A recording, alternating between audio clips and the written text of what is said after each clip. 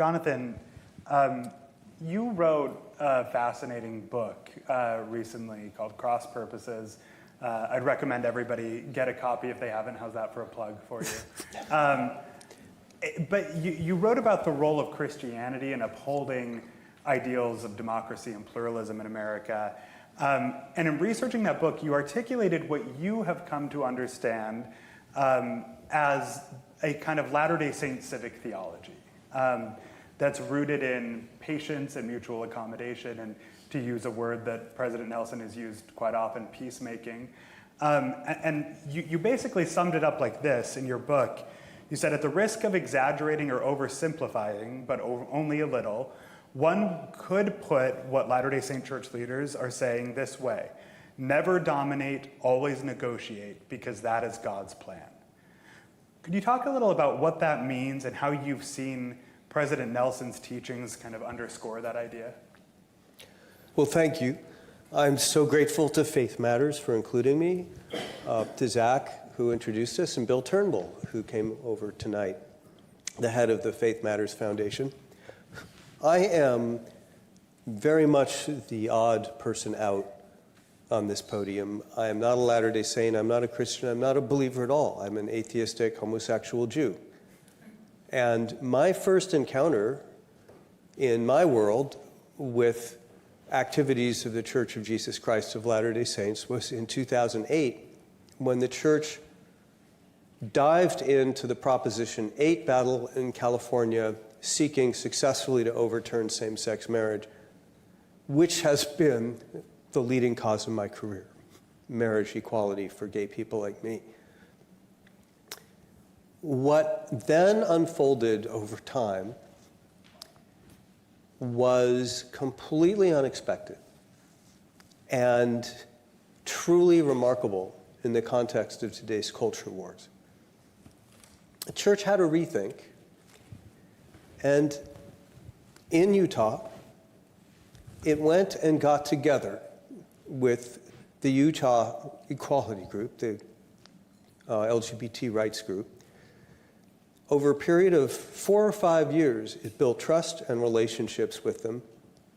And the result of this was the now famous Utah Compromise of 2015, which extended anti-discrimination protections to LGBT people and added important religious exemptions for all churches, including the Church of Jesus Christ of Latter-day Saints. This, people hoped, would become a template for other states, because instead of zero-sum culture wars, it's saying, let's expand the space for both of these very different groups to go on about our way in a pluralistic culture. Peacemaking is not just something you preach or something you teach. It's something you do, and it's very, very hard. It took years of work to get that compromise. But the church wasn't done. Here's what astonishes me even more. I won't get into the legislative history, but in 2022, the Church of Jesus Christ of Latter-day Saints, among some other religious groups, Seventh-day Adventists were involved, and some others, helped push through Congress successfully the Respect for Marriage Act.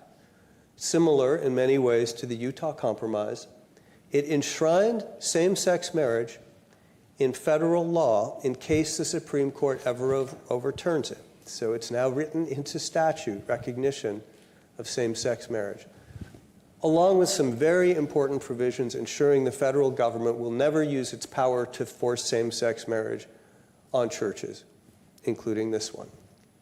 This was very hard fought, but it passed with unanimous Democratic support and very significant Republican support.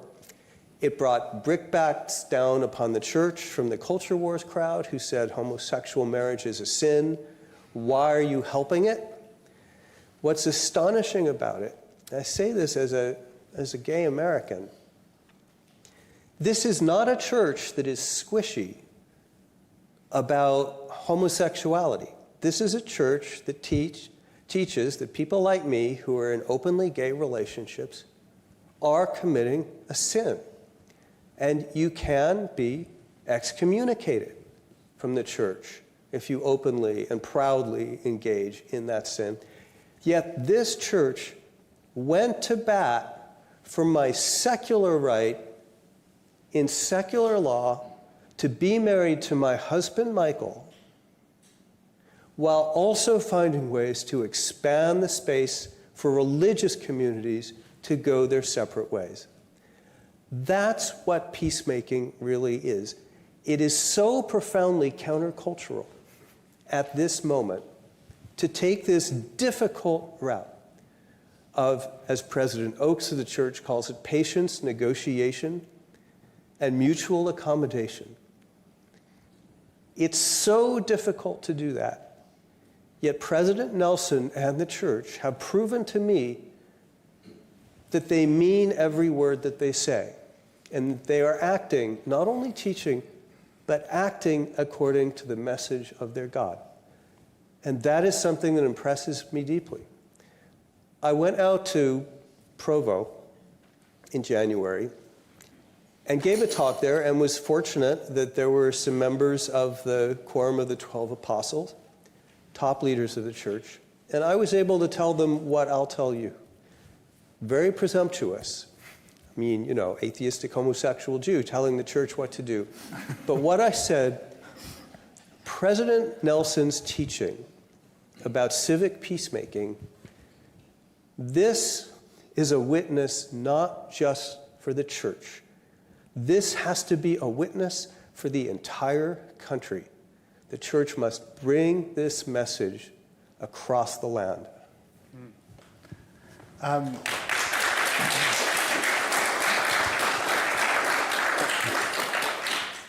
Tim, you were among those working to coalesce a diverse coalition of religious organizations around the Respect for Marriage Act. Could you tell us about the Church of Jesus Christ of Latter-day Saints' role in that effort, and specifically President Nelson's leadership and how it helped kind of get this across the finish line? Just, you know, Totally. tell us the story. Okay, so two-part question, President Nelson and then just the church and its leadership. So let me just start with President Nelson, and then I'll move into the more lawyerly and lobbying work that I do. In my work, I have worked with almost every major religious group in the United States. I myself am a Christian in the Anglican tradition. It's really one of the great pleasures of my job has been to get to know the best of various faith traditions have to offer. But another thing you see when you're in my line of work is you meet religious leaders, and some of them are even better than you think they would be, okay? And some of them are way worse. And President Nelson is very firmly in the way better category, okay? So this is what I'll say about him, and I hope that people will understand this is extremely high praise for me. President Nelson is a humble and down-to-earth man who is a genuinely decent and approachable fellow in spite of being this senior leader, the most senior leader in a worldwide church, despite a lifetime of accomplishments. You know, he's accomplished more after 90 than I have in my entire life, right? So he would have lots of reasons to be something other than the humble servant of the Lord that he is. And I think that when that is the leader of your church, it permeates the culture. Now, it's not just because of him. I think that the church has a lot going for it in its culture also that sort of leads to this kind of ethos. But I'll just say so much of the way the church has led on civic pluralism and on the issues that I work on in particular in the last, say, 7 to 12 years has been because of his leadership, which, as John already said, is based upon peacemaking, not, you know, Jesus said that the pagans, they rule by lording it over the people that they rule, right? He said, don't be like that, right? You will be servants, and you will seek to be peacemakers, and blessed are the peacemakers. And I think President Nelson in particular has personified that, although I think a lot of other people have seen his leadership and followed his example. As to the particulars of the Respect for Marriage Act, so this really goes back to to even before the passage of the so-called Utah Compromise in 2015. I think the Church of Jesus Christ of Latter-day Saints looked at the horizon and said, do we want to, what does our sort of theology call us to do in a situation where we're deeply at odds in America about sexuality, about the rights of those who hold to a different position on sexuality versus those who held to our position? And I think they took a lot of risks by stepping in when they announced in 2015 that they were going to support the Utah Compromise. I mean, a lot of people forget this, but like 2015 was a year where that was the year that Obergefell became law in the United States Supreme Court. And then it's also just the year that religious freedom really was being pummeled as a kind of license to discriminate. And so the church was saying, you know what, we're going to try to find as much common ground as we possibly can and really lean into this. So after the church had taken that step, lots of other groups that are faith groups, ranging, as John said, from Seventh-day Adventists to evangelical organizations, to lots of other sort of traditional religious groups, Orthodox Jews that have the same sort of basic theology of marriage that the Church of Jesus Christ does. They came together and for years began seeing at the federal level if they could duplicate what had happened in Utah. Now that effort began shortly after 2015. You probably can kind of guess there weren't a lot of takers. There was a federal law introduced in late 2019, but a lot of people just sort of patted the supporters on the head and said, that's nice, but that's never going to amount to anything. That's just not the political moment we're in. But then in 2022, this opportunity presented itself after the Respect for Marriage Act had passed the House.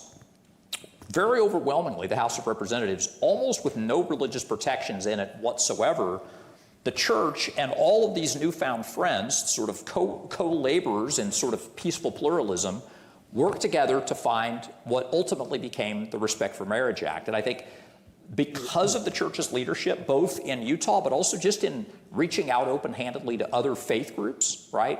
And I've seen sort of how the church operates within this sort of multi-faith space with the same sort of ethos that they have with the NAACP, with Equality Utah, right? Without that, there's no Respect for Marriage Act, right? There's no, and I think, look, I could go on and on about why the Respect for Marriage Act was such a big deal, because I just want you to all think about this like the last 10 years. Like, just, you all know politics a little bit, right? How many federal laws have passed where there was bipartisanship on a hotly contested social issue in like the last decade? How many? Like, can you think? Like, it's less than 5. I think it's less than 3, right? There's just not that many. And again, that doesn't happen without the initiating grace of President Nelson and the Church of Jesus Christ of Latter-day Saints.